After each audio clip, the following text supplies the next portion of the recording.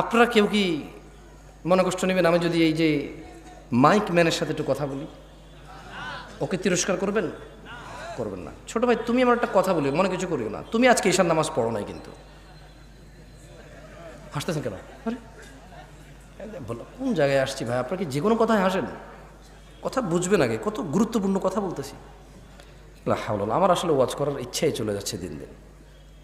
তুমি তো আজকে ঈশার নামাজ পড়ো নাই। হাসির কি হলো? ও পড়ে নাই নামাজ, মানে হাসির কি আছে এখানে? এটা আমি বুঝতে পারছি ও পড়ে নাই। এবার ওকে দিয়ে বলি, প্যান্ডেলওয়ালা আছে এই জায়গায়? প্যান্ডেলওয়ালা আছে? আজকে তোমাদের ভলান্টিয়ার কতজন? সবাইকে ডাকো। ওখান থেকে আমি মিনিমাম ছেলে পেলেকে বাইরে করবো যারা ঈশার নামাজ পড়ে নাই। সব বাইরে আছে না? ঠিক আছে, আমি চলে গেলাম। ইনশাল্লাহ ওয়াজ শেষ করে তোমরা কালকে বিচার করিও তোমাদের ভলান্টিয়ারদের মধ্যে কত ছেলে ইভেন নামাজ পড়ে না ঈশার, কিন্তু ওরা ওয়াজ করাচ্ছে আমাকে কত দূর থেকে নিয়ে আসা। ওদের কথা হচ্ছে সারা বাংলাদেশের, সারা শিবগঞ্জকে হিদায়ত করে দেবে। তাহলে কোনো মানুষ আর খারাপ করবে না, সব খারাপ আমাদের।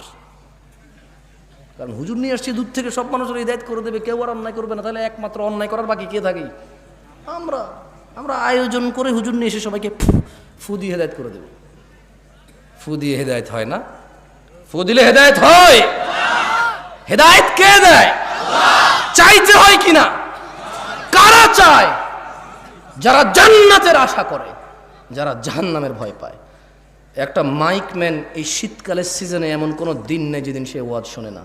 এদেশের ওয়াজ যদি মানুষের খুব বেশি একটা কাজে আসতো, সবার আগে ও সবচাইতে ভালো মানুষ হতো।